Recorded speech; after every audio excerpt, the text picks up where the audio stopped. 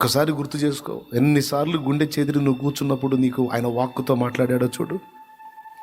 నువ్వు ఎవరెవరో మనుషులు వచ్చి మాట్లాడతారని ఎదురు చూసావు, ఎవడు కనపడలే. అప్పుడు తన వాక్కును పంపి నిన్ను బాగు చేశాడు. గుర్తు తెచ్చుకో.